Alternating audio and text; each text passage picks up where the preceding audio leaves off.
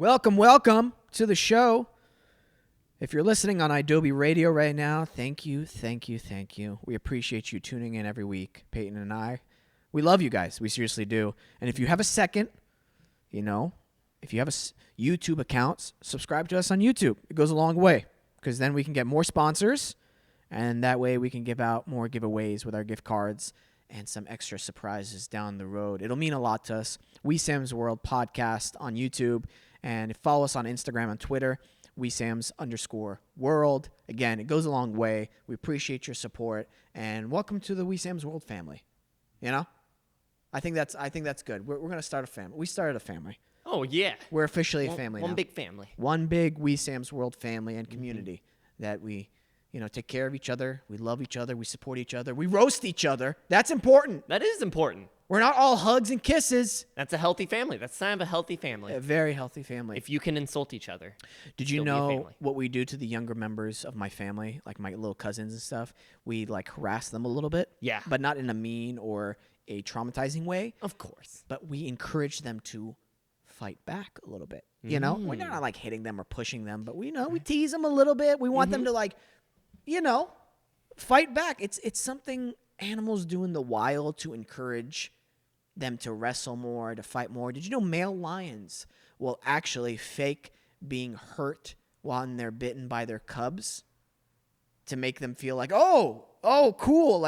Yeah, I'm doing damage here. Gotcha. So that's what we kind of do with the younger generation. And we'll give them a hard time. Yeah. We'll give them a hard time, but they start to learn the first time they give it back. Yeah. And they see everybody, okay. But they know it's not malicious. We don't want to give them too much confidence. Of course not. Right. Confidence is good, just not a big head. Right. Yeah. You don't want to give a little kid a big head. I think they're the shiznit. Yeah. Giving a kid a big head is one thing, but also then if you try to give an adult a big head, that's why you always got to roast your friends. You got to keep each other, on the level. Because if you don't, you get somebody being president that shouldn't be president. I'm just saying. Not naming names. Not naming any names. But a lot of the presidents we've had, I bet weren't roasted enough when they were younger. Maybe roasted too much. Guys, I'm really looking forward to our guest today. He is a good friend, a return guest for the show. His name is James Choi. He is the owner and operator of Cafe Dulce with multiple locations all around Los Angeles. And he's teaming up with Little Tokyo to do something great during these hard times for people who have lost their jobs. He's helping people get a free meal who have lost their jobs because of the COVID-19 crisis that we're in. He's a good man. He's a member of the community, and I'm super excited to have him on the show again. He brought us some coffee. How good was that coffee, Peyton? Dude, I haven't had coffee in a month. Yeah. It's good. Yeah. It's so good. It's so good. And it was cold brew, too. Your My favorite kind. Your favorite? My favorite. He's going to be on the show, but real quick, I just remind myself. I just saw your YouTube channel. Not just saw, but I visited it yesterday, subscribed to it. Then I saw your latest video saying that you've been busy with acting and other stuff, and that's why you haven't been posting. I didn't know about this. You posted it in February. You're so DL about your other YouTube channel that I'm like, oh. Yeah. I like it. Yeah. Dude, and my TikTok is growing. TikTok is growing? You have a TikTok? I have a TikTok. I got a secret TikTok, and I am getting followers by the minute. It is magical. I have more followers on TikTok than YouTube now. I reached 6,000 a week ago, and it's still going. Are there? I love this that there's so many secrets about you that I don't know. I don't know. I just don't I don't post about that kind of stuff, and I know I need to. Yeah. But I don't know. I just have so many secrets. I want to do a TikTok with you. You want to do a TikTok with me? But I'm gonna make it go viral. Oh, okay. I just literally, I tell you, you tell me what we're going to do, and 2 seconds into it, I just punch you in the face as hard as I can. Hey, that'd go viral. And I'm just like, and I just walk off. And it's just a picture of you of the damage I've done. And we're like, what the fuck? Did you guys see this guy just punch this other dude in the face? Maybe. Maybe. Maybe. Maybe. Maybe not. No, I like you too much. I would never punch you. Ladies and gentlemen, let's welcome Mr. James Choi to the show. Enjoy. I should have saved the first sip for camera, but I'm going to take another one because I've missed good coffee. Dude! It's the little things you miss during this quarantine. Seriously. We don't make good coffee at home. I'll just say that. We tried. My brother makes okay coffee. Sorry, William. It's okay. I'm not going to lie to you. But I miss Dulce coffee. Oh, I really do, man. Dude, it was so when you texted me yesterday and said, "Hey, do you want to come on the show?" And you were like, "Oh, we're sterilized. We're all good." I was like, "No, that's fine. I'm sure you guys are." But I was like, "Yes, absolutely." Just because I miss seeing you on Sunday mornings, and there's a lot of people that you don't see that you normally see. So I was just really excited to come up here and just say hi. Right? Yeah. So this quarantine, one of the things it's emphasized for me is the importance of community, and then segue, how important your community is. And I realized I already kind of knew who I really considered important in my life, where I'm like, oh, I want to continuously seeing these people. Sure. But this quarantine just emphasized that to the nth degree. And I realized the people I like, I don't want to say I don't care about, but I kind of just like, good luck to them on their life. If I never see them again, it's cool. Like, it's all right. You know what I mean? I know that sounds so harsh, but we like, don't like you. If I don't see you again, but I wish you the best, but it wouldn't like affect where I want to go with my life. Sure. It really just emphasized that even more. And then I saw your post. The reason why I invited you on was what you guys are doing. Is this in conjunction with Little Tokyo? You're giving out free meals. Yeah. So we'll just get into community feeding the community. Yeah. Thank you for bringing us on because of that. And the whole story with community feeding community was it goes a little further back than even COVID-19 and the pandemic. But I worked very closely with Nancy Yap, who is the VP of development for LEAP, which is a nonprofit organization based in Little Tokyo. Her office is down the hallway from mine. And she's kind of honestly, she does the majority of the heavy lifting for Haunted Little Tokyo, all because I wanted to start this crazy Halloween party in Little Tokyo and like a series of events. And she's kind of like, I say that she's kind of made my dreams come true with Haunted Little Tokyo. Her and, a bunch of other people, but Nancy and I worked really closely together because of that. And then Kristen, who's the director of development for, I'm sorry. She is just the director for Little Tokyo Community Council. And I was asked to join the board of LTCC as the finance director and the marketing finance chair and the marketing chair. So we had worked together for all of us very closely for a few years. And then Nancy's brother, Michael Yap, shout out to Michael Yap. He was like, hey, I've got $1,000. We want to just help small businesses. We know they're hurting after the pandemic and the shutdown. And he goes, I know it's not a lot, but maybe it's something that can kickstart a program, right? Which I thought was really, really thoughtful, because a lot of people are like, here's money, hopefully this helps, whatever. But it was more like a challenge or a commission to be like, hey, let's do something. Like, it's not a lot, but if we can start something, it could be something. And we're like, okay, challenge accepted. And, Nancy's the one that was kind of the mouthpiece for Michael. And she was like, well, let's help small businesses. And then I was looking around. I mean, this is a tweaking of an idea that's already out there, but we saw the Restaurant Workers Relief Program that was being done by the Lee Foundation through Mozza Pizzeria with Nancy Silverton, and then now I think it's at Squirrel. But they were just giving out meals to hospitality workers. Right. They'll fund them money, and then they will produce the meals, and then they'll give them out to anybody that needs it. That hospitality and restaurant workers that have lost their jobs. Right. And so I was like, that's cool. But then for us, it was like we wanted to help the small businesses. So we said, okay, why don't we just take this money and buy the meals at the local restaurants in Little Tokyo? Because the other thing that's interesting is, like, true entrepreneurs, small businesses, they don't want charity. If you walked up to them and was like, here's a check for $1,000, they'd be like, what are you giving this to me for? If you're like the local community, whatever. If it's like a grant or something that you apply for, I think that's a little different.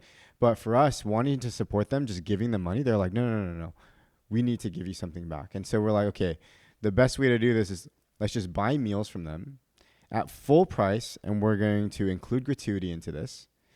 And so we said $15 to be all inclusive per meal, and then we'll turn around and hand them out to people that have lost their jobs. That is incredible, man. Yeah, and then so the $1,000 kind of started off, and then Nancy and Kristen are both on they're both, what are they, board members? They're both on HCNC, which is the Historic Core Community Neighborhood Council, and they were and Matthew, who is also one of the owners of Wolf and Crane, a local bar in Little Tokyo.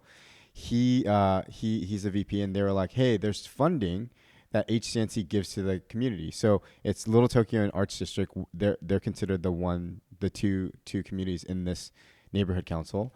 And so they're like, we're not doing any other programs. Here's $3,000.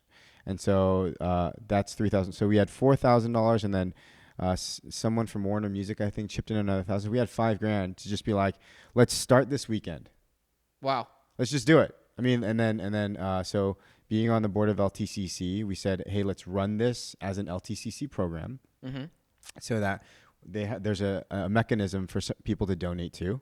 So if they give money to LTCC, it's a 501c3 tax write-off, which is great. Yeah. And then you know, and that money just gets funneled through LTCC directly to the restaurants, and then we give them out to people that have lost their jobs. So we're helping two groups of people with one donation. That's incredible. It's, first of all, tax write-off. Second, you're helping feed people, and then you feel good inside. Like, I don't know a better combination of things in my life.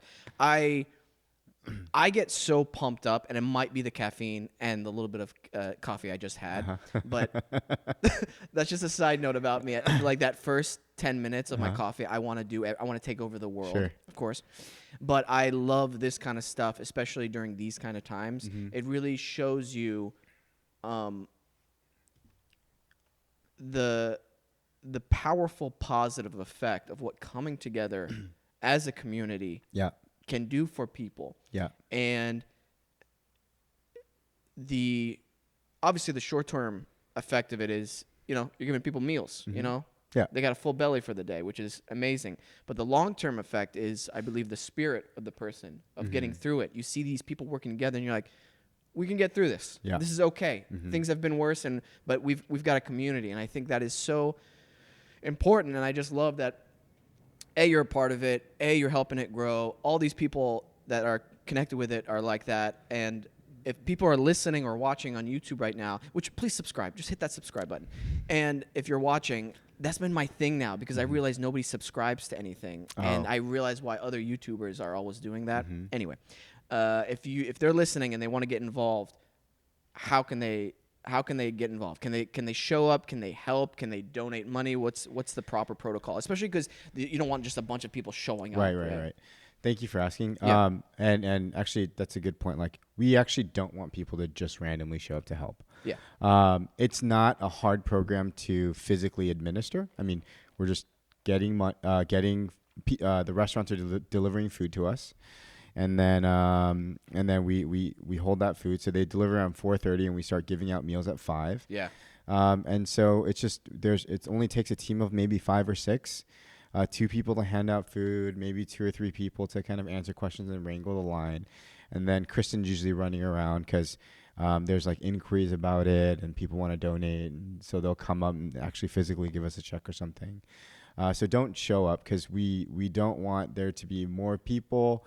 And so that we're just socially responsible about like distancing and respecting people's spaces and whatnot. If you do want to support financially, littletokyola.org, CFC for Community Feeding Community. We'll put that on the bottom somewhere. And what's incredible is, you know, we started off with 3 donors at $4,000, $5,000, which is nice. But then we have now over 250 donors, and we've raised $51,000.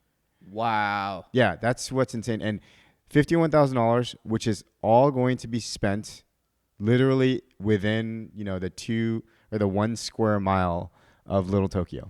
Wow. Now, if I think this is a good suggestion also for somebody, maybe they've been affected financially by this, they can't donate. I think they can at least share. Oh yeah, They can at least share this For on sure. their social media, and that's a way of helping as Yep. well too. So we totally understand if you can't donate money, that's okay. Just Yeah, yeah, share. Just share it with your friends, with Yep. your family, the people who can donate. Mm.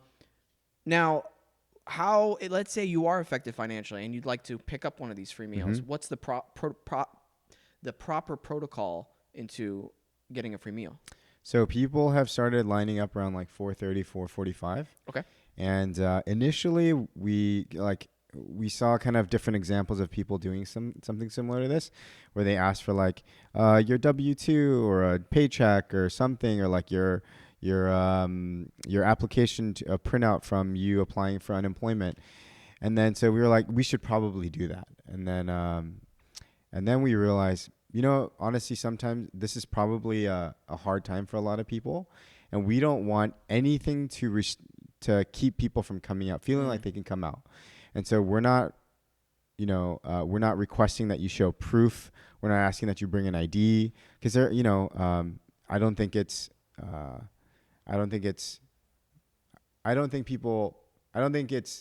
what am I trying to say? I think people fully realize that there's undocumented workers in Los Angeles. And so those people have lost their jobs also. And if you're undocumented and we're asking for ID or something like that, we don't want you to feel like, hey, this isn't Right. accessible to you. We want it to be accessible to everybody. So it's just an honor system. We just ask that you come out, and, we're going to leave you with the personal responsibility of taking the meal if you need it. And if you don't, leave it for someone else that does. And so far, we haven't had any issues. And at the end of the day, if somebody does come and like they finagle a meal or whatever, then they're probably taking it because they need it or want it, and it's feeding someone. One of our initial goals, or really the initial goal, was to help the local community in terms of the small businesses and the restaurants that are still open. So we've already done that. Right. We've helped the restaurant, and to be honest, it probably helped this person too. So it's just an honor system. We just ask you to come out and just respect people's space and, behave in a good manner, and no harm, no foul. Right. Yeah. I don't think Jesus took W-2s whenever he was feeding the poor. I think you're probably right. That's the quote. That's the quote for the show. How are we on time? We doing good? Yeah. Okay. Hey, man, great. We're doing great. That's so wonderful to hear. I wanted to first and foremost state that in the beginning of the show, so people knew what you're up to immediately. And you were actually been on the show before. Yeah. Oh, I don't even know how long. Maybe a year ago? A little over a year ago, A actually. little over a year ago, probably, yeah. Oh when you guys were building out the studio, look how great this place looks now. Yeah. Amazing. Yeah. It's been a journey, and it's going to continuously evolve. Some cool things I'll tell you about later. All right. Off air. For those of you who don't know, I show up to James's coffee shop in Little Tokyo is it the jujitsu or the lack of jujitsu? No, I have bad knees, Oh, yeah? I guess. Oh, I didn't know you had bad knees. It's, yeah. Yeah. It's okay. I'm getting old.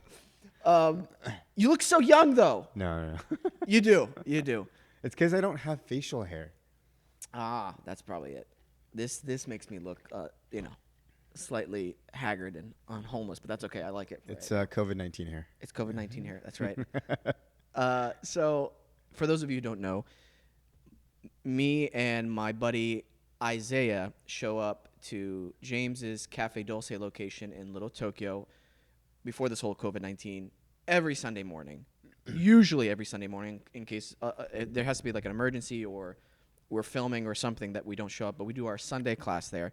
James so kindly offers us the space there to do our self-tapes, and it's helped us tremendously during our career, so there's a very special place in our hearts for Cafe Dulce. And so I'm curious, is the business still, you guys are still doing to-go stuff? Yeah. Okay. How's business?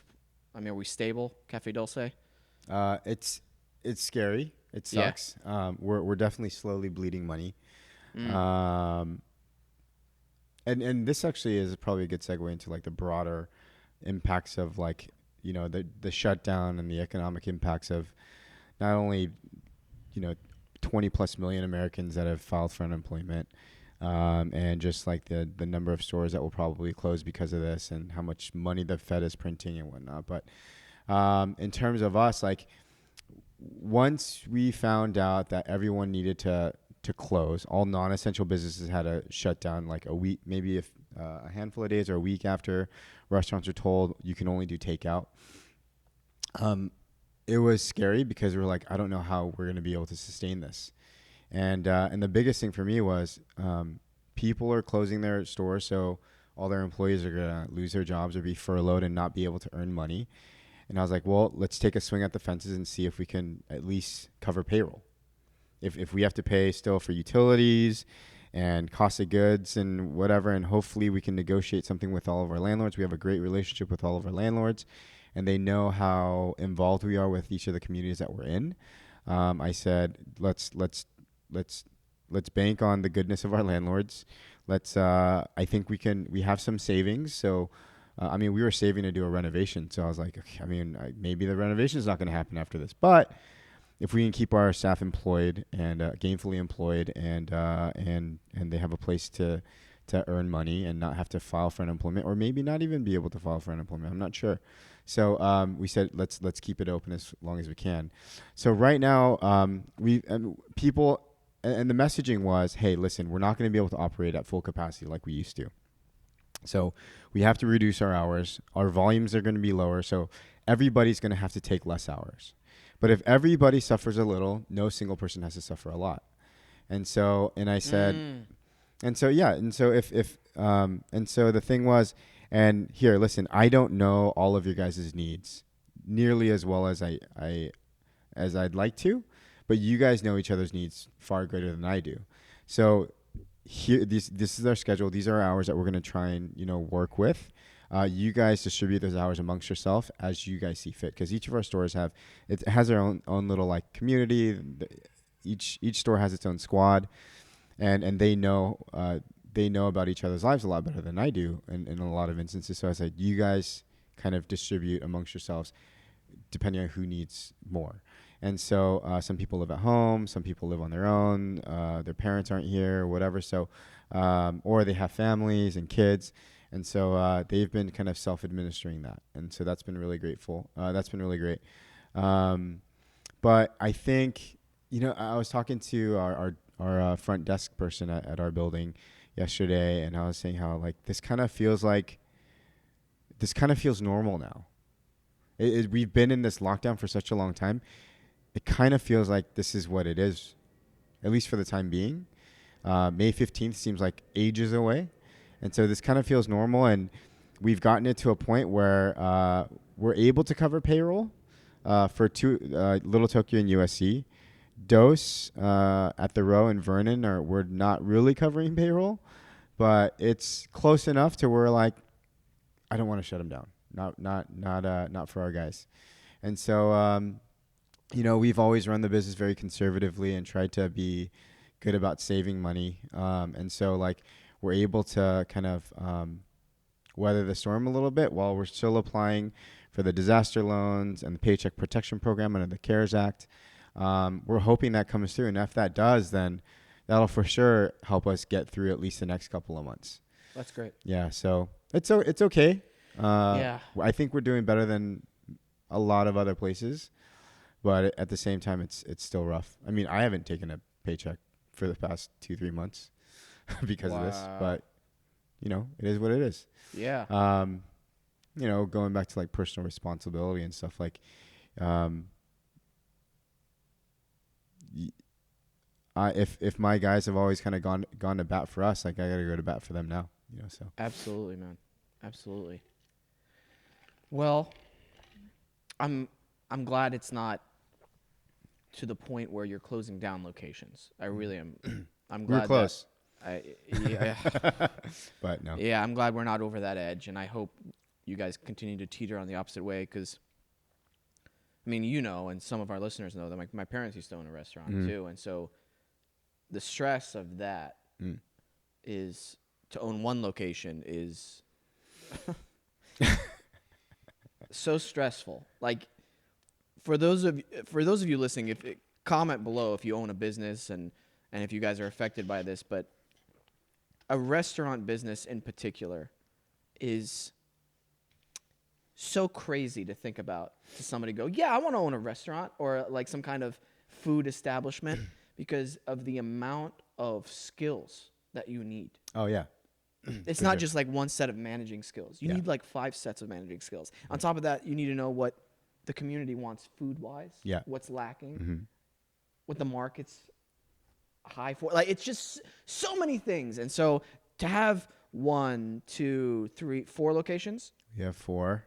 A 5th one on the horizon, but that's kind of on hold right now. right? That is remarkable that you guys haven't closed down a single one yet. So Yeah. an extreme. It's a miracle. It's a miracle. It really is. Yeah.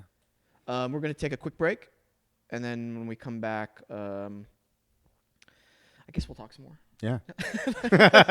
Sounds good.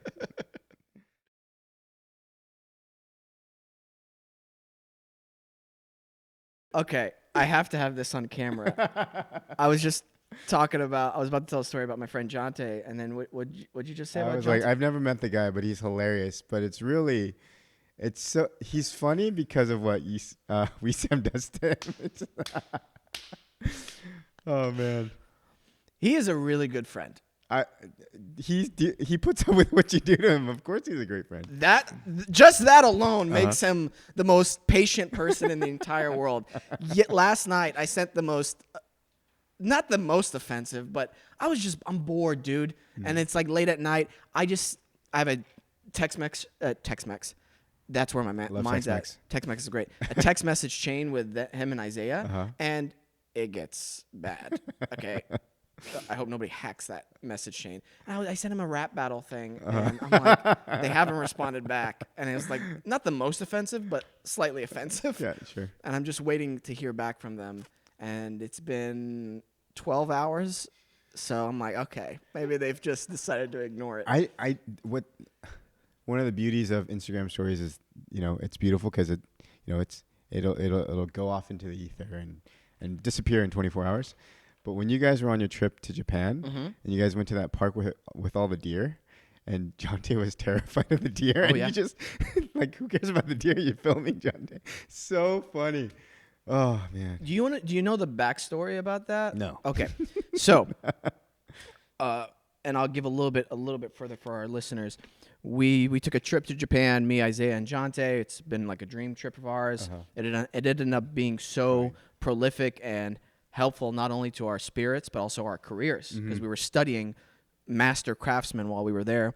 And then one day I was telling the guys, I'm like, we have to go to Nara, because I was like, this place has deer just walking around everywhere, and it's like my dream. I love that kind of stuff.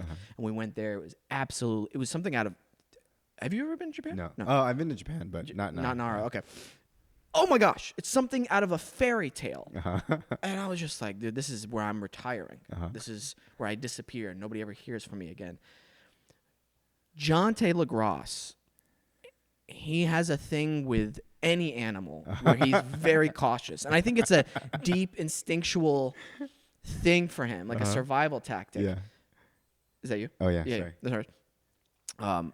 And he was let's just say he was very cautious with the deer, but he ended up being a little friendly. But they get aggressive because they want the food from people, Right. and they'll like headbutt you Yeah, a little yeah. this. Oh my gosh! And you were watching that story the whole time. Just hilarious. Dude. So funny to me. I stopped caring about the deer. I'm like, this is where it's at. Oh my gosh! And then stuff we didn't show because it was just so spur of the moment. We left Nara, and then Isaiah secretly was showing me, hey, we had to go back to Kyoto. Was showing me, hey, in Kyoto there's a place called Monkey Mountain. And he just pointed to it, and I was like, well, obviously we're going there right now. And we told Jonte, we're going to take a little hike on this mountain and see all of Kyoto. He didn't realize there were monkeys there. As we're walking up, he starts seeing signs of like, warning, do not feed the monkeys. And he's like, wait a minute. Why are these signs here? And like the entranceway, there's like a monkey, you know what I mean? Like a monkey statue. He's like, Are we going to a monkey park? Dude, it was so much so fun. funny. So much. My goal whenever I get to a certain point in my career. Uh-huh. Oh, it is hot in here. No, just because I'm laughing so much. Oh, okay. We are in a heat wave though right now. True. Tease me out. My goal in the future is to do a Travel Channel show. Mm-hmm. Not necessarily for Travel Channel, but I'm just like, hey guys, I want to take A travel show. a travel show, Yeah, where yeah. it's just me and Isaiah and Jonte. Jonte. And It's finding the most uncomfortable situations for Jonte. yeah, but I lie to them. I lie to both of them and tell them, oh, we're going here. And they look at the plane tickets. They're like, hey, this says Mumbai, India, and you told us we were going to Scotland. What? We packed for Scotland. I'm like, oops. And then we're doing the craziest shit in Mumbai. That'd be awesome. And it's like one lie after another after another. It's like a half truth each way. Yeah. And we're just doing the craziest things. And every episode's something to do with an animal. For Jonte Lagras. I would watch. Yeah. I would be a subscriber. Everybody would get paid. Yeah. That's the thing. Yeah. You Yeah. know? Yeah. So Of course. that's always a good influencer. I got my have you ever seen that show with Ricky Gervais? And it's not it's Jonte's not an idiot, and let me explain. Idiot Abroad. Have you heard of that show? No. Okay, Ricky Gervais and Stephen Merchant, Uh-huh. his tall skinny friend, they send their friend to different parts of the world by himself. Oh, dude, and they just follow the guy. They follow him doing this thing, and Ricky Gervais is so mean. He's like, "Oh, my friend is an idiot," and he just sends him off to like the meanest friend in the world. Yeah, and after the first season, the guy was like, "I'm never fucking doing this ever again," and he ended up doing it again for a second season, Awesome. and then 3 specials. I think it was ridiculous. I will look it up. Oh, you would have a blast funny. watching it. Yeah. So what are you doing now? I used to do a lot of jiu-jitsu. Obviously, you can't do that. Yeah. So, I mean, it's all the challenges on Instagram now. There's like C10 do 10, where someone tags you after doing 10 push-ups, and then you have to do it and tag someone else. But then, my friends that do jiu-jitsu together, we have our own chat and what have you. And so they started doing. I've never watched this anime or whatever it's called, One Punch Man. Yeah. So I guess there's he does a workout. So I don't know what it is, but like, so we're doing our an adapted version of the workout, but we're doing 100 push-ups, 100 air squats, and 100 sit-ups every day for 30 days. Oh, that's great. And to be honest, it takes 15 minutes to just knock them out. But it's nice because I was literally doing nothing. I was getting really soft. And so I was like, thank God we're doing it. Oh, yeah. Quarantine belly. It's coming. I feel you. Dude, and then, so we're trying to support our local community. And so we're buying lots and lots of food and then eating lots and lots of food. And it feels like all you do is eat. So we wake up, have breakfast, and I ask Cindy, my wife, what do we want for lunch? Oh, I know. And then she hates that question. Or when she asks me, I hate that question. And we have lunch. And then before you know it, a few hours later, we're like, what do you want for dinner? And then it's like, rinse and repeat the next day. What do you want for lunch? What do you want for dinner? Oh, dude. And it feels like we're just constantly eating. I hate it. I hate it. I never used to be hungry in the mornings because I'm like doing stuff. Right, you know? right, And right. I'd eat one. I was getting to a rhythm where I was eating one solid meal a day. It was my dinner. Intermittent fasting. Yeah. Amazing. And I loved it. I had my coffee. I might have a little snack during the Sure. daytime, but it was one meal a day. Loved it. I'm getting hungry in the mornings. And I'm like, I should eat some spaghetti and meatballs. It's not? 9:30 a.m. I hate it, man. It's driving me crazy. Yeah. I'm thinking about, because I haven't had good coffee in such a long time, and that first and second sip were so good. It reminded me when I did a 2-day fast, all I drank was water. Coffee? Oh. I'd be on the bathroom all day. I might do another fast of just water, just to really savor that first meal back. I messed up with that 2-day fast. I went to Cheesecake Factory. After the 2-day fast? Yeah, biggest Had a mistake of bunch my of life. Cheesecake. I was like, I can't take this anymore. We're going to Cheesecake Factory. Yeah. And, I had that first bite of bread, that brown bread they have. Dude, So good. get out of here, man. Dude, honestly, good bread. So amazing. You're Korean. I am Korean. Yeah. Do Koreans have a good bread? Do they do bread? I mean, bakeries are really, really big in Korea. For sure, like a traditional Korean bread. Is there something like that? I can't think of. I mean, I feel like I don't know. Maybe I'm not very Korean. Listen, let me just say this. Korean, Someone comment and let us know if there's a traditional Korean bread that's like only Korean. yeah, that's my thing. I love bread. I could eat bread and water forever and be totally fine with it, as long as it was fresh bread. Mm-hmm. Fresh bread's amazing. Fresh bread? Oh, that'll give you memories, okay? I have Yeah. one of the most traditional, I don't know if it's Syrian or Arabic, but before my grandma passed away when I was really young, I remember there's this big metal dome, and they'd put a fire underneath it. So it's like a perfect half, almost a third of a perfect sphere. Yeah. Okay? Get the dough, and they'd... Slap it on it. Yeah, but it'd be very thin. Uh-huh. And it cooks in literally seconds on both sides. Uh-huh. And whenever you have that fresh, there is nothing in this world that tastes better than that. You can't change my mind. It's so good. I'm going to have to pull up pictures for you to pull up so people can see what I'm talking about. Okay.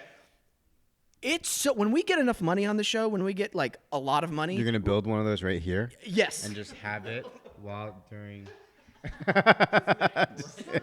tell me a little bit about your community service. While you're. Oh, dude. Fresh bread is amazing. Now, I should have put my phone on silent. And you know how I was saying my friends Jonte and Isaiah didn't respond back to me. It's been 12 hours. They responded back. They responded back. Uh-oh. Jonte goes, stupid, LOL. I'm thinking about, I don't know if we should, we might have to bleep this out.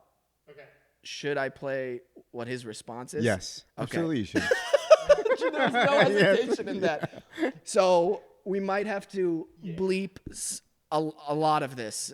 But it might be amazing. Can we play yours first? No, absolutely not, sir. No way can we play ours. It could just be one long beep. Okay, I think I remember some of it. I said something. We have a running joke with Josh. He looks, I don't know if I can say it. Okay. If you're not comfortable, but I can totally like bleep out all the bad parts just so I think it might be comedic how many bleeps we have from yours. Okay. I just want to play it. It's not necessarily the cursing part I'm worried about. It's about people's future careers. We have an running joke with Isaiah that he's an SO. What's an SO? A sex offender? That he looks like one? I think we could keep that. Like he does a face where he like looks like a sex offender, and we're like, oh, that's the sex offender face. So we call him SO, Isaiah SO. You know, and so I said something like, Isaiah Adams. Oh, dude, something about touching little kids. We have to bleep that part out. It was like really bad, like getting, and so. Let's hear Jonte's. And then I did one for Jonte too. I don't even remember what I said. They didn't. Jonte kept my audio message. Oh, here they are. Okay, we might have to bleep these out. You guys ready? All right, here we go. Do it.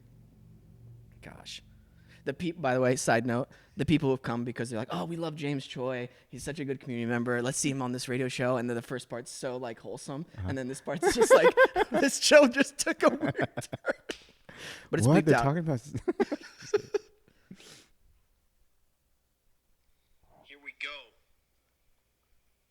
Bars off the dome. I got a friend named Isaiah, can't you see? He touches little kids and the little PPs. He smokes that dope on the extra, extra low. Can't let people find out that he's sucking dick for dope. This is 8:43 p.m. I'm just lying in bed, just going, what am I doing with my life? What did I do for Jonte's? We're gonna have to bleep. My friend John Tay is a man of the world. Likes to dress up like a sexy black girl.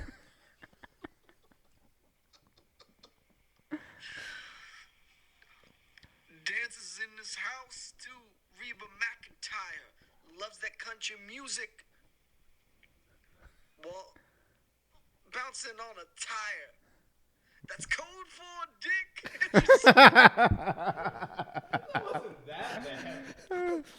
Yeah, I don't know. I thought you were gonna go off like the deep end, the way you were. I know.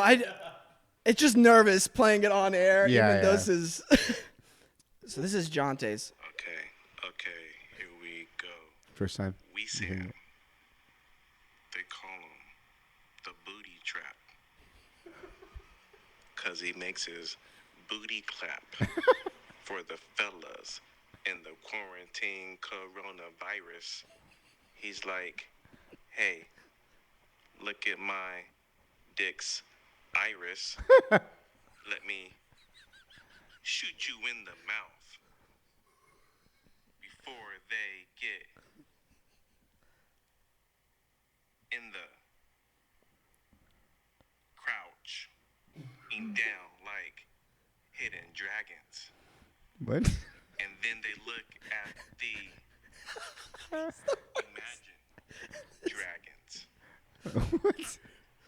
And then Khaleesi comes What? and she say, where you from? And Wesam says, nah, I ain't your Jon Snow. I'm looking for the men hoes so I can drop my booty trap. Booty trap. Oh, he keeps going. Oh, dude, I'm keeping these. Like 5 minutes. Dude. Oh my gosh, Inspired. I'm so warm right now. It's one.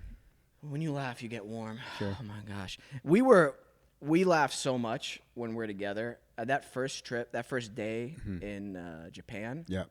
The next morning, we woke up all with like sore throats from laughing so hard. We're like, we got to pace ourselves out. We've got like 2 weeks of this. Yeah, we got to figure out a way to properly bleep those. We'll figure that out. Yeah. Peyton's the man. Thank you, Peyton. Are you getting? Well, obviously you're very busy with Dulce and all the Yeah. community stuff. So you've also got a kid, to take Yep. care of. So your time is pretty full. It's not like you're totally bored, right? Or like kind of going antsy sometimes. Yeah, no, bored is definitely not something that I am right now. Yeah. I think I'm That's having good. a fundamentally different like quarantine lockdown experience than a lot of people in the sense that I need to be at the stores every day. So I'm not at every store every day. Yeah. But I just don't feel like it would be right for me to tell to have our teams working, but I don't show up and I just manage things from the safety of my home. Trying to be as responsible as possible, That's washing great. my hands. We've made our own sanitizer, wearing masks, Yeah. and just being out there with them. I spend a lot of time in the office, and most of my focus have really shifted to engagement on social media because that's where a lot of people are now. Yeah. And trying to come up with different things that we can offer. We brought the half gallons for you guys. We poured it so it wouldn't dilute on the way up. So we're doing half gallon stuff and just kind of switching the business around a little bit, but out at the stores every day. That's In amazing. Little Tokyo and USC mostly because those are the ones that are open the most. But, the first week was really trippy because I would show up and be like, is everyone okay? How are we feeling? Do you guys feel safe? I think we've all kind of gotten used to it. No one's gotten sick. Knock on wood. That's great. And so, yeah, it's a fundamentally different experience for sure. The ability to adapt to the change and the community's needs is so integral for any kind of food business. Yeah. And it's so good that you guys are doing that because a lot of people don't know, A, how to do it, and that, B, that you need to do it. Yeah. One of the if there are silver linings to all this, um, one of the silver linings to COVID-19 kind of I've seen with the different restaurants that are still open, that have pivoted to doing a takeout only model, is people in the hospitality industry seem more grateful now. Yes. I think for the past couple of years, you see a lot of people get, fat and happy and a little bit lazy and take in people's patronage as, what am I trying to say? They're just For for granted? granted. Yeah. Now you're seeing staff go, I still have a job. Thank you. And then it's more like, what do we need to do? We need to do deliveries locally and I have to do it. Fine. I'm down to do it. Or we need to prepare all these things that we normally don't do that takes more time and effort. Fine. Down to do it. Just to keep us going, and you see when you pick up things from restaurants, there's cute notes saying thank you so much and what have you. So I think that's one of the things is people are grateful again. That's awesome. Yeah. We need to take a quick break, but when we come back, I've got a couple questions to ask you in terms of what separates people from having this very positive mindset during these times, and what separates them from people who have this extremely negative mindset or kind of they feel hopeless during these times. So Sure. we'll talk about that a little bit more. All right, we'll be back.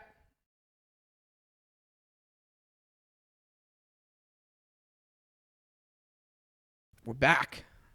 I was just telling people how good it is to actually see you again, man. It's nice to have what feels like a normal conversation again. Yeah. During these unnormal times. But like you said, they are getting more and more.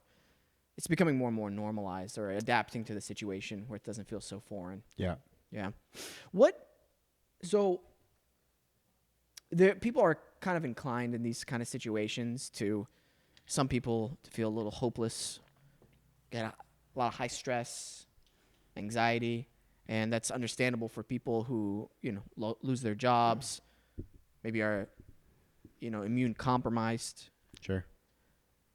But there are also people with those same kind of circumstances who feel more weirdly empowered during these times. And I think I talked about it on the last podcast where I know I thrive when kind of I'm backed into a corner, or like I have a handicap. I actually do better sometimes. You rise to the occasion. Yes, exactly. What do you think? What separates those two people, and how can you move yourself to the more positive camp? Yeah, I'm not a psychologist, and I'm not too sure. But in terms of, my 2 cents on it, I think is, if you have a purpose or a goal, and you can focus on those things, which I think is why you do rise to the occasion when you feel like you have a handicap or you're at a disadvantage, because you're so, like, when I talk to you about your journey here in LA and you becoming an actor and being successful as one, it was very clear that you had a destination that you were pointed at and you're working towards. And so when you're focused on something and you're driving towards something, that takes up space in your mind and in your emotional capacity for other BS that would otherwise cloud it. So it's like they say worrying is like a rocking chair. It gives you something to do, but gets you nowhere fast. I think that's kind of a similar thing. So I'm always a little shy about sharing this, but I took acting classes and theater classes. Did I ever share this with you? I think did, so. right? Yeah. And so method acting, and I'm not an actor by any stretch. You're not? No. Get out. But so I took Gene Shelton in San Francisco. I started theater acting, and then it came down here, and with Wendy and Scott, they were Wendy's Gene's daughter, and they had acting classes here. But one of the classes, it was really interesting, and what I love about my time in doing acting classes for maybe 3 years was some of the life lessons that I've learned. And this is all tying back to your question. How do you change into that mindset? But one of the classes, she said, I got chosen. Or no, actually, I didn't get chosen. Someone got chosen, like, let's say it's Wesam. It's like, hey, Wesam, would you mind sitting on that chair on the stage? And gave the person no direction. Just sat there. So bright spotlight, on a chair, on stage. And immediately about 10, 15 seconds in, that's a long time for silence of just, hey, why don't you please sit there? no direction. Sits down, and then all of a sudden, like starts fidgeting with their pants, and then is like worried about where their hands are, doesn't know where to look, and then you can physically see this person start getting into their own head and worrying about how people are perceiving them. Mm.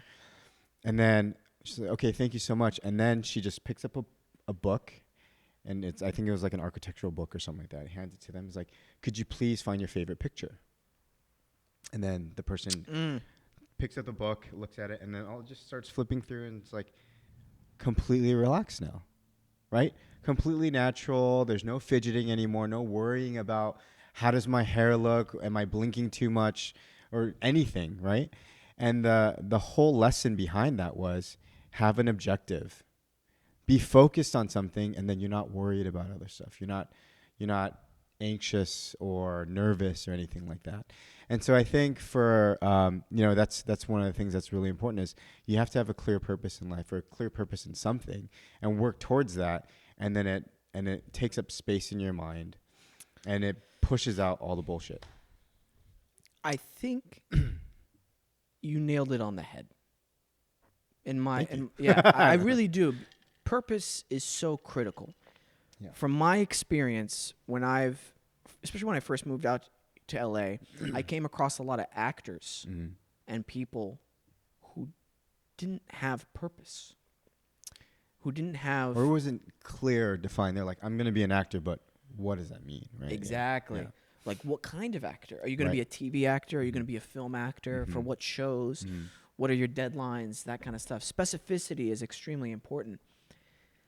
And not just in terms of career goals, but in terms of your own being, your own spiritual goals, your own, like, happiness goals. Sure.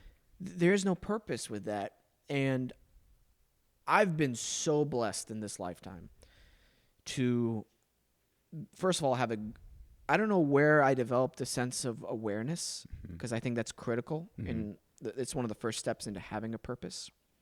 The first time I ever became fully aware of my surroundings was in second grade. I was racing some guy. He cheated on the way back, and everybody thought he won. And then they were like cheering him. I know this sounds like so ridiculous. They were like, yeah, he won. I'm like, no, guys, he didn't win. And nobody was listening to me. And I started crying. And I was walking by myself in the playground crying. And I was bawling. And then it was the weirdest thing ever. I like took a step out of myself. And I remember going, whoa, I am crying right now.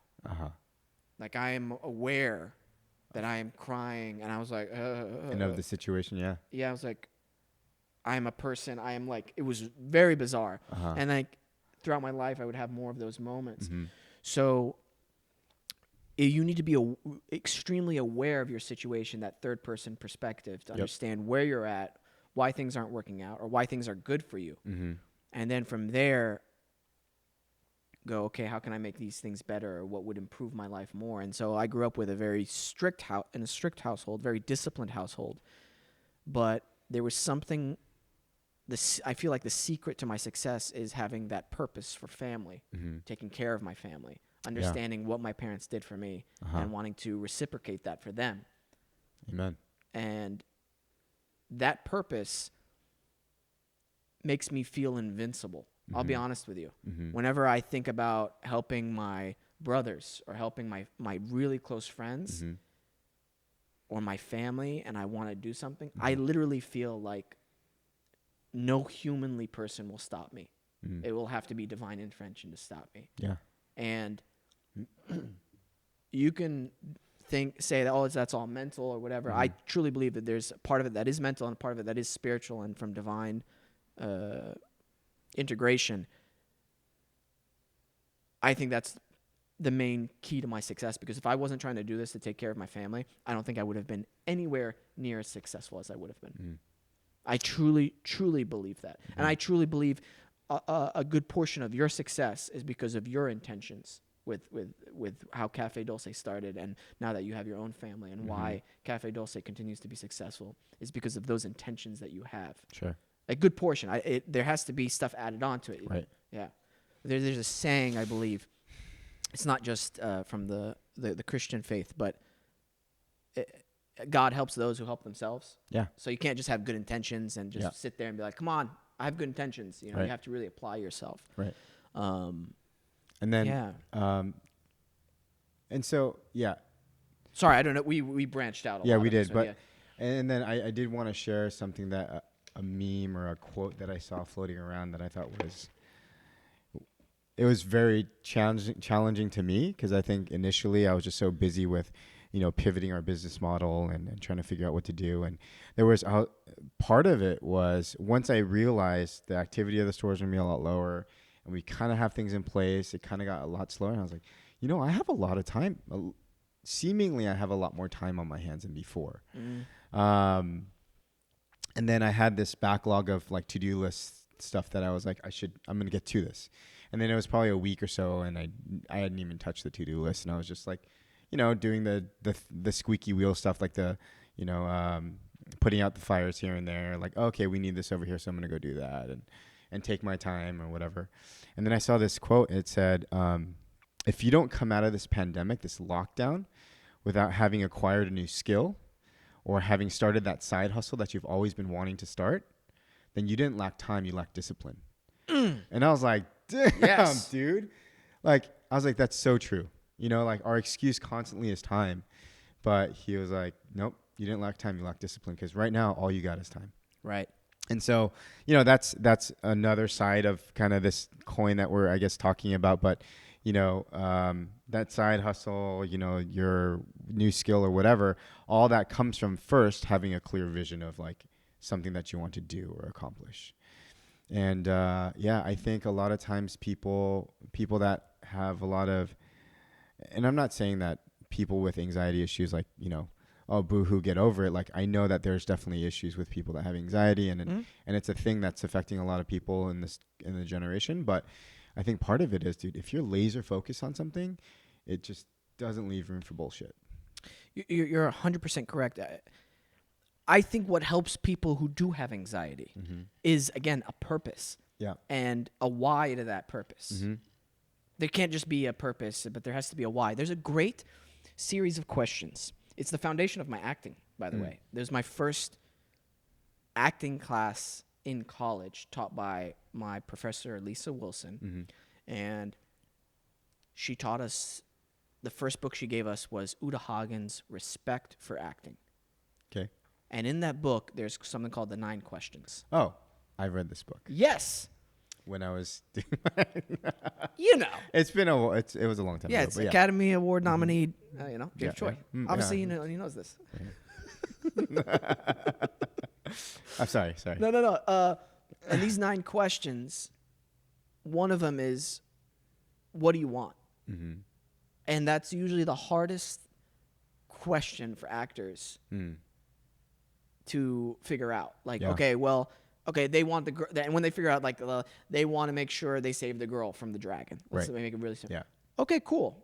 The next question is, what do you do to get what you want? And that's the hardest question, I think.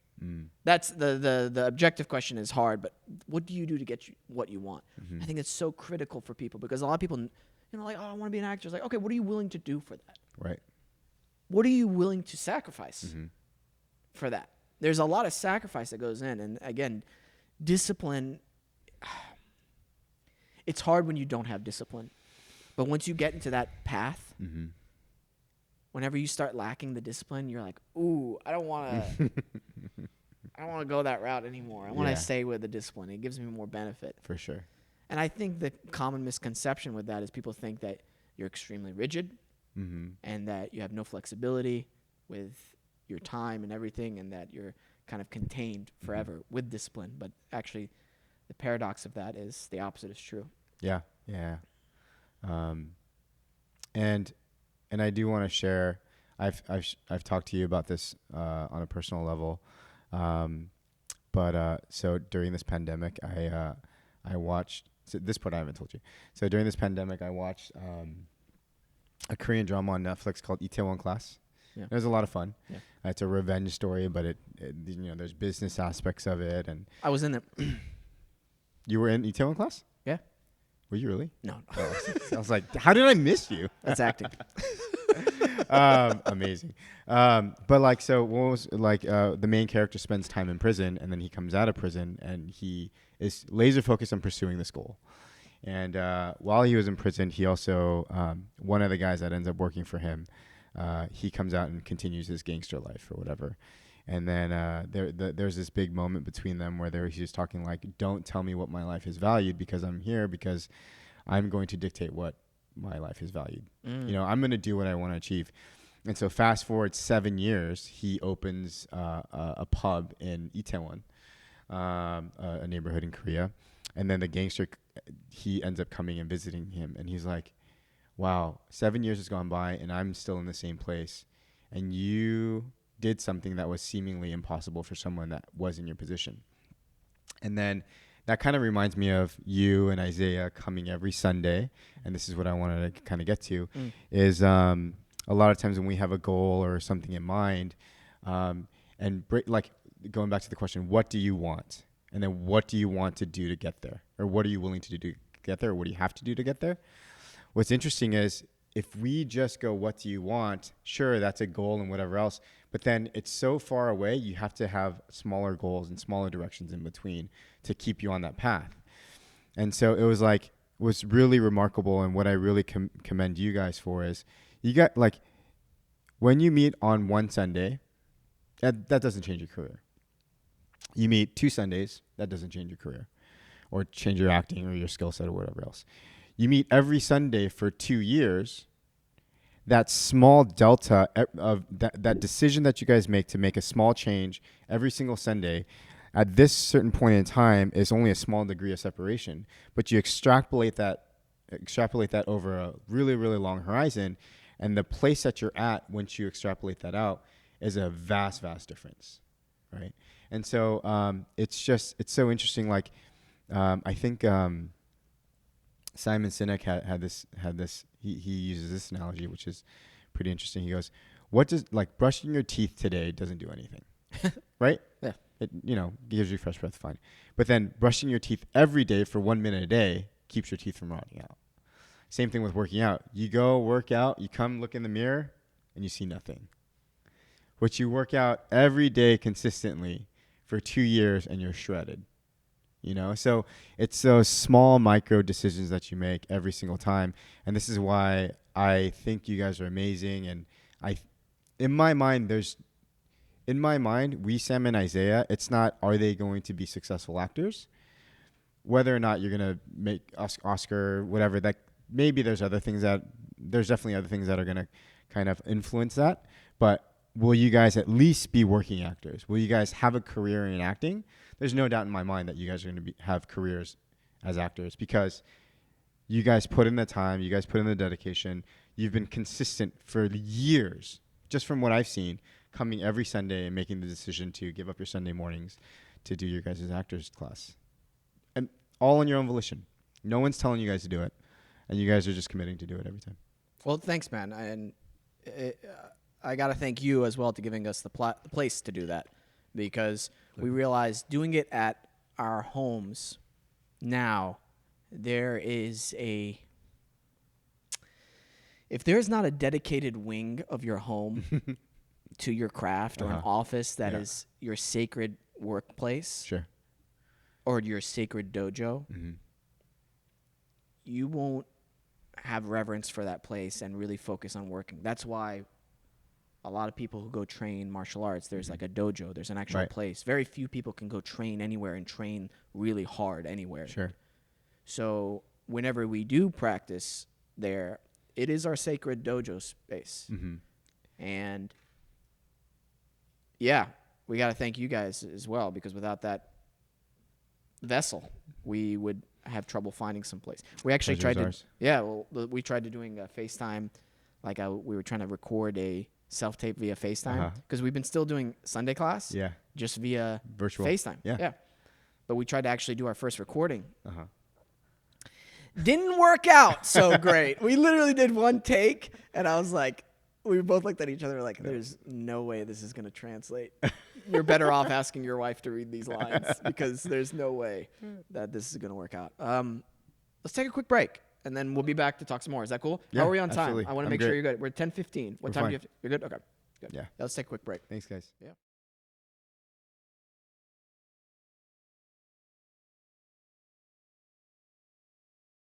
We were just talking about the episode of Joe Rogan Experience where they had the astronaut on there, and you were just explaining like their bone density becomes that of a fish Yeah. because of Or I mean, like his analogy was like you basically end up start turning into a fish because your legs are like, oh, I don't need the resistance, so your bones just start shrinking away, and so they have to do strength and conditioning while they're on the space station and stuff. Pretty interesting. I think that's a great analogy for life. You always need resistance. Oh, 100%. You should Can't- always be doing something hard. So I'm going to share a little bit with my brother. We do war board meetings. War board meetings, okay? Yeah, we have a board that we created where it's just a dry erase board, but we write out our goals Yeah. and have specific dates. Yeah. And we talk about what we're going to do to get those goals and our tactics for them and some downfalls that we see that possibly of ourselves that could affect getting us those goals. And the last one was, I looked at him and he agreed with me, and we're like, I feel like you've been too comfortable for too long. Oh, yeah. And that's so dangerous for any artist, for any person to be just Comfortable. coasting Yeah. for a long period of time. You can't. You'll start losing that strength and, that edge. Yeah. I like being on that edge constantly. Yeah. And this is probably a good one too. And you're talking about you doing intermittent fasting kind of Yeah. before. My closest friend Dave, he always says, dude, animals in the wild, they're always on edge and they're always hungry. And he was saying you shouldn't be eating 3 square meals a day and being fat and comfortable because they're always on edge because they're always hungry. They're always starving. And that keeps you on edge. Yeah. I feel like that's me COVID-19. acting wise. Oh. COVID-19. Wait, what? No, I'm kidding. No, with acting, I realized that as soon as I booked my first guest spot on a TV show. It was The Mentalist. I booked it, and I got that call, and I was so stoked. And I was like, okay, there's no fireworks. There's no trumpets. Ooh. Okay. This is not what I was expecting. And then I went on set, and it was like, oh, you're just filming for 2 days or 3 days. And 2 days. It was just 2 days. And I was like, oh, I need to book more of these. Because as soon as it was done and I was going back to serving, dude, that was the worst. Those were the worst days. I was recurring on Awkward.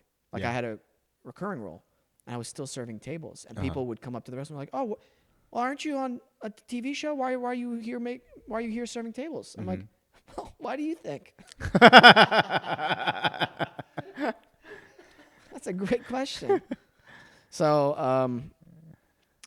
I was constantly like that on edge because I was like, no, I gotta get some. And I had people around me at that time who were like, just slow down a little bit, man. You just booked something. I'm like, So what? Yeah. Well, does that mean I can't or I shouldn't want to book something else? Yeah. That lasted for 2 days. Yeah. I don't know. Yeah, I think that's very important. And How do then, you- oh, yeah, go. and No, then, go like, ahead. The shutdown like this right now, right? It's hopefully it's putting people on edge again. Yes. Giving them a drive and we talked about how some people are kind of curling up into a ball and whatever, but hopefully this is making people hungrier and wanting to go out and get at it. Yeah. After it opens up, I feel a lot of sympathy for those people who have like families, they've lost jobs, and they're kind of like they don't know what to do. They don't know where and they have to pay rent at the end of the month. And this stimulus check, the $1,200 that came in, we live in such a weird time where getting $1,200 isn't the same kind of positive effect as owing to $1,200. It feels a lot more to owe $1,200 than to get $1,200. Does that make sense? Yeah, like it's the stress of owing $1,200 is really big versus like you get $1,200, you're like, eh. Yeah. It's like, okay, cool, but it's not like anywhere like, oh, great, I got $1,200. It's like, all right, that's half my bills for the month. What do I? Yeah, and And I think that's so another thing that occupies my headspace a lot is kind of, I mean, as a small business owner, as thinking about the broader economy and how we're going to survive through economic turmoil and what have you. It this whole stimulus package, this whole CARES Act, the trillions of dollars that the federal government is spending right now, it feels good now, or it feels like this is what we should be doing right now. But in the long run, the amount of inflation that's going to start making its way into consumer prices, and the amount of people that aren't going to go back to work because the federal government is supplementing unemployment. What is it? Unemployment. $600 a week. Some people are making more on unemployment now than they would be if they were gainfully employed. Wow. Right? $600 a week is $2,400 a month plus your state unemployment check. Why would you go back to work? If I go back to work, I'm going to take a pay cut. Does that make sense? And so what we want people to do is go back to work and start being productive in society again. But right now the program's in place because it's the right thing to say and the right thing to do to care for people. That's why they call it the CARES Act, is to give people more money. But For how long, though? It's not like permanent. it's not permanent, but still, if we want the economy to snap back into place quicker, we want people out in the world. I mean, granted, I know there's a big debate between like, oh, we have to lock down so COVID-19 doesn't go crazy and kill everybody. And we're like, does it really? I mean, so I don't want to get political with COVID-19. I think we're doing what we should be doing. But the question is, are the governmental financial support programs really doing what they're intended to do? This is what I would do if I was emperor. This is what I would change. COVID-19 is a new disease. It's serious. Yeah. I totally agree with that. The biggest effect it has is the number of people that get sent into the emergency rooms, the healthcare system. Right. That's the biggest problem. The healthcare system gets Overrun. overwhelmed Yep. to the point where people who normally would survive other things can't get the proper treatment because there's not enough Right. doctors, there's not enough equipment, there's not enough supplies, and nurses and doctors are getting sick because they don't have enough supplies. So that whole system gets effed, and we don't have people taking care of people, and a lot of unnecessary people die. Right. That's the biggest problem. Right. That's so, why we want to flatten the curve. Right, Yeah. exactly. But the government should be putting more resources into helping those hospitals, the healthcare system, making sure we have the proper equipment for those people who are putting their lives on the front line, not just like first responders and everything, but the people who are actually in the hospitals taking care of people, because those are the people we need to take care of the most because Yep. they're helping other people get better. Yep. So I would make sure all you're that emperor. helps. What's that? If you're emperor. If I'm emperor, I would make sure a lot of that money goes into supporting that system, Right. the healthcare system. Second, 24-hour shifts of finding a better testing system. And then obviously the vaccine process takes a long time. Yep. From what I've learned, because you've got to wait something like 12 to 14 months to make sure there's no adverse side effects. Yep. Again, I'm not a scientist on this, but this is what I've read. Hello, Tom. Sorry, I just realized somebody was watching us. So I think those three things would be my first Priorities, yeah. yeah.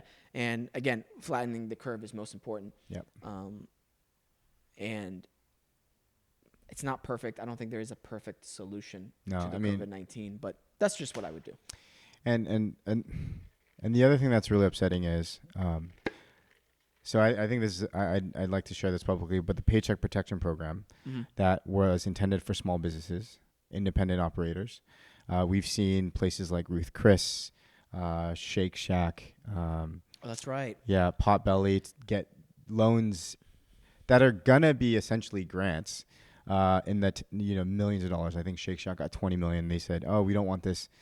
This is not what they officially said, but I think when they returned 10 million of it, they're like, "Dude, we don't want this bad PR, so we're gonna return $10 million." But this was intended to help the small businesses and help people from going out of business. But part of me is like, if the government never taxed you as heavily as they tax you, more people would have more savings to make it through 2 months. Why don't you have enough money to get through 2 months? I think the statistics like the average American can't deal with an unexpected bill of $400. You don't have $400 in savings to take care of a bill, and then so I think that speaks to kind of over the past 20, 30 years, artificially low interest rates, encouraging people to spend, and then the federal government talking about how 2% inflation is good. Why is inflation good? Inflation meaning like the expansion of the money supply and prices going up. Prices going up is not good. Prices going down is good, right? If things become more affordable for more people, that's better. But part of the reason why I think the Fed and the U.S. government, they're okay with printing all this money is because the U.S. government has so much debt. Inflation actually helps people deal with debt better. So what ends up happening are large organizations that have been encouraged to take out large loans at low interest rates and what have you. Mm-hmm. They're going to gain and benefit from having debt be wiped out by inflation versus, somebody that has been fiscally responsible for the families and the Americans that have saved money. All your savings, the purchasing power of the savings that you had earned before is going to be reduced by inflation. And so it increases that gap of income inequality even more, where the rich get richer because they utilize debt, and where the small people that were responsible trying to save money get shafted by inflation. And that's what's scary. When the government's printing billions and billions and billions of dollars for all of these like support programs or what have you, it's not like it's so when they're providing the billions and billions of dollars, it's not like it's coming out of their savings. The government's already $22 trillion in debt. Where's this additional, $365 billion coming from? So that's what's really, really scary. I don't know, man. I don't know a solution to it. I really don't. Again, I think I should just be emperor. I'd vote for you. I'm just saying. Can I be a cabinet member? You could be czar of the economy. How does that sound?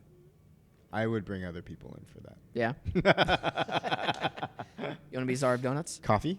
Okay, coffee. Yeah. I Okay, can do that. czar of coffee. Thank you. Coffee and donuts. Appreciate it. James Choi. Man. Yeah, but hopefully we come out of this okay. Again, kind of going back to the beginning of our conversation, and I know talking about this kind of stuff puts a big damper in my mood because it really frustrates me when I see people who are in power, who are in charge of the well-being of other people, who forget that the jobs of senators, of representatives, of being president, regardless of political association, because I don't like Democrats, I don't like Republicans. I feel like they truly don't care about the majority of the people either way. They forget that these positions are positions of service. It's not to make a profit off of your future, to make yourself rich. And these lobbyists and these big companies who special interest groups who basically screw over the majority of people, so this small group of people become richer and richer and richer and become more in control and make sure that they don't lose that control. I think that's just one of the most horrible things a human being can become. Yep. Whenever you can make the world so much better for everyone, including yourself, but you choose just to make it so much better for yourself and hurt and end up killing because of the change of the laws and the changes that you want to make so many other people. It really puts a damper on it makes me extremely furious, to be honest with you. But the bright side, what helps me get out of this mood, because I know I just can't fix this problem right away, is starting off small. Mm-hmm. Helping my community, the people around me, what you guys are doing for the people who've lost their jobs with Little Tokyo and what Cafe Dulce does. I think that's so integral to keeping your spirits up and at least not going off the deep end and going into a horrible mindset of negativity and feeling like the world is going to end, because there are still good people out there who want to do truly good things, not for themselves, but to help the community. And this is not a talk about, what is it called? Socialism or anything like that. It's just being a decent human being and helping people who need help in the proper way. And also, that's also a key thing. What you guys are doing, what I love, is just you're not just giving people money just for giving. It's a meal. It's a community thing. It's very important. And yeah, man. And something that you just touched on that it's it's making me think of certain things that I believe in. One, individual responsibility, right? When we talk about the government and the government should be doing this or that for everyone, like, why are we relying on any government, right? Like, they are here to serve us, but I think what we should really focus on, and what more American people should be looking at, is not so much like the government owes me this or X, Y, Z, but it should be, I think we as people need to be more focused on individual responsibility. And if the government would just get out of stuff, I don't want anything from the government. I just want them to not take stuff from us. You know, like I see what you're saying. Yeah. I think there has to be a balance. Mm-hmm. And this goes back a little bit for me, where I just don't think the model of having 50 states works. I think that's kind of ridiculous, to think that 50 states are all going to somewhat agree, and then there's a federal government that kind of runs laws, and some of those laws are different from state laws, and you have to find the Well, so that's the thing, is like we're a republic, not a democracy. The federal government shouldn't be in everybody's business. Really, it was designed so that each of the states would kind of govern themselves, and then the federal government is kind of like it's just make sure that individual rights are protected. And that's it. They weren't there to give handouts, to bail people out, to you know, create the Great Society programs and all these other things. Like, they should be out of all that stuff. Yeah, and it just doesn't make sense to me, you know? Mm-hmm. Like, it's kind of like, okay, we have 50 people. All right, you guys do your own thing, but if you guys are doing anything to other people, we're going to have to come in and delegate. Like, that just sounds like a problem. That sounds so messy to me, you know? I truly believe the West Coast should be its own entity. And I know there's a lot of problems with that if I've read about. I get it, okay? Listen, all right? I get it. I know you're already typing on the YouTube comments. I get it, all right? Just hear me out before you press enter, okay? America's so unique in the fact that it's what's called a mixing pot or a melting pot? Melting pot. Melting Yep. pot. Okay, you got so many. We have 3 minutes left. I'm gonna save it for after the break, because I know it's gonna go beyond 3 minutes. So we're gonna take a break. So now the person typing's even more frustrated. We'll be back.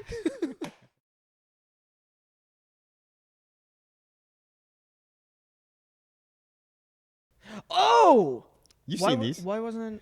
That's weird. I didn't get my invitation. Dude, you should do a mukbang. You'd be I've great never at done it. one. I need someone to invite me. Okay. Yeah. Okay. We're gonna talk about West Coast, the new country for me to become emperor of. But you were just saying mukbang. You're going to mukbang. Mukbang? It's like mukbang. Yeah, mukbang. Mukbang. Pang. Pan. Pang. Pang. Uh-huh. Okay. Yeah. I'm trying to say it correctly. No, I get you're intense great. with it. Yeah, It's the good. coffee. Yeah. And that's eating on camera. Yeah, it's like, so mukbang is Korean. It just literally means mogo is the word for eating. So mok is the shorter, and then pang is room. So it's like eating room, and it's become this like weird phenomenon in Korea because there's so much individualism and people are isolated and stuff. So people just eat food on camera, and these YouTubers that just eat food on camera have huge followings. Oh. Yeah, because they just like to watch people eat on camera. And then Dude, I'm doing it. Wesam mukbang coming up. Oh, this is a thing for Wesam's World. Yeah. Oh, dude. New It could be a segment. new segment for You sure. Oh, In and Out. First meal. In and Out. Oh, dude, I'm going to destroy that. What are you doing? What's the say? You pick. It's nasty. That's just my. It could be like one of those old Carl's Jr. commercials with Paris Hilton eating like the big burger, the man burger. Oh, yeah. Wait, so you just eat? You don't talk? You can talk about what you're eating, and then there's ASMR with food too. Where they eat and sounds all I like. can't do that. Yeah. The ASMR. Shit. Nasty. I hate it. He doesn't like Anyways. ASMR, I think. Well, no, ASMR is fine. I actually. Wait, I'm sorry. What? Yeah. You listen to ASMR before bed? Hey, everybody, yeah. Yeah. Dude, Each to his own. I got a headband in the mail so that I can sleep on it. Like their headband. Yeah. Headband. But there's a difference between like noise triggers and somebody going up into the mic going. Well, that's ASMR. Yeah. Well, there's different There's ASMRs. different ASMR. Oh. There's. Like white noise is ASMR. Oh. Okay. It doesn't have to be somebody eating in the mic. That's some nasty shit I don't involve myself with. I'm gonna send you some videos, Please. and it's gonna blow your mind. There's this one lady, Korean lady, that eats like live squid. Oh, I and seen stuff. that girl. Yeah, So crazy. I have thoughts about her. Dreams, nightmares, thoughts. Hey, that's a psychological study if I've ever seen one. Anyhow. Yeah. New segment coming, guys. New segment coming, maybe. Peyton's not Wesam going to film it. ASMR. He's just going Just to kidding. press record and leave the room. I think the West Coast should be its own entity. I really do think so because of the mixing pot element of the United States. We are so unique in the fact that I feel the East Coast, Middle America, and the West Coast, and that's a very broad, and even between those Yeah, crazy. states, there's people with different cultures, different mindsets, different like leaning towards one spiritual conservatism, while some other people more liberalism, but more liberal. Excuse me. I don't know. I know breaking up the United States would be hugely detrimental to the world balance. I feel like Yeah, it's it would crazy. be a little bit nightmarish in the scenario. I think it would become a Russia versus China kind of thing eventually, and that's probably why it's not going to happen. Maybe shouldn't happen to some people's degree. Listen, guys, I'm an actor. Obviously, what I'm saying, if you take seriously, got problems. seriously, feel free to type away. But then I'm just going to respond. I'm an actor. Dot. Enter. I should have said period, but I said dot. Dot. Yeah, you got what I'm saying. See, Like .com. We don't say period com. I'm saying period com from now on. Start a new thing. Wesam Quiche period com. What? Dude, that sounds. Wesam Quiche period. Yeah, that sounds a little risque. Yeah, it A does. little weird. That sounds very weird. It's gonna trigger some people for sure. Yeah, that sounds like eating live squid weird. Um, You eating live squid? I'm not eating live squid. You should eat live squid. I'll eat live squid with you. Oh, No, I've I won't. done it. No. What? I have. Where they? Well, it's not the entire thing that's live, but like they'll cut up the arms and it's still wriggling from the nerve still firing and stuff like that. Parasites? You worried about that? No, They don't have parasites? I don't know, Okay. but I'm not worried about it. I don't know. Maybe. But I do Yeah. want to say something on record. I'm Okay. proud to be an American. Yeah. 100% proud to be an American.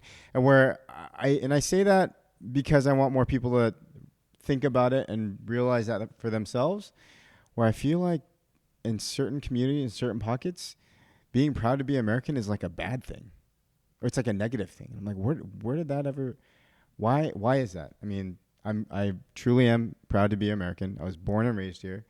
I have an ethnic and cultural Korean background, but when I go to Korea, I'm not Korean, you know? It's but yeah, so I am proud to be American. I am proud. I hope you are too, if you're American. I'm proud to be American, and in the sense that I have so much. I'm thankful for all the opportunities 100%. that are given to me in this country to pursue my dream and to be able to take care of my family. Absolutely. I am so thankful for that. And it's not a perfect system, but I am thankful and I respect the fact that there are things and laws in place that allow me to do that here. Yep. So openly, Mhm. and the opportunities are so great here. Yep. It's still a land of opportunity. Now, when I say that, that doesn't mean I totally ignore the darker side of American history as well. I think that Sure. needs to be acknowledged as well, because I feel sometimes people make America to be this perfect place where we've never done anything bad as well. There has to be that balance and that openness of truth that I think is so important, so those bad things don't happen again. But even when we talk about like the dark side of American history, what about the dark side of just humanity? Absolutely. Dude, people are just dark, man. There's no perfect utopia. No. It's the Matrix. You can't build a perfect world, or else the system fails. I can. It's called the West Coast. Let's go. I know you have to get going, James, Yes. and I appreciate you so much for coming in. Seeing you again in good health. Your family's in good Yeah. health. Oh, can we do one quick shout out to Yeah. Mask by Bass? yes. Can you put on your mask? Yeah. So this is for all of you guys doing COVID-19 stuff. Sorry. This is mask provided by Mask by Bass. They're not sponsoring the show at all. But it's my good friend John Kirby. They're in fashion in LA, and yeah, he's pivoted to making masks, and they're whenever you purchase a mask, they donate to frontline workers and homeless people and whatever else. I've literally given out thousands of masks. So shout out to John and for these dope ass reusable masks. I love these. And where can they get them again? Bass.supply. Bass. Bass.supply. I think that's the actual. Supply. We'll put that down here. What I like about them is how easy they are to put on. Mm-hmm. Look at this. Cover your nose. Oh, There thank you. I forgot. Beautiful. Thank you. I feel like Noob Sabot. Anyways, okay, that's it. That's great. That's a plug. Thank you so much. Thank you for. I'm glad Cafe Dulce is doing okay. Yeah. I hope they thank you. continue to do better. Again, if people want to reach out to this and help out this community that you're doing the donate the meals stuff, where can they reach out to them? Or So I'm gonna plug three different ways you can get there. One is littletokyola.cfc for community feeding community.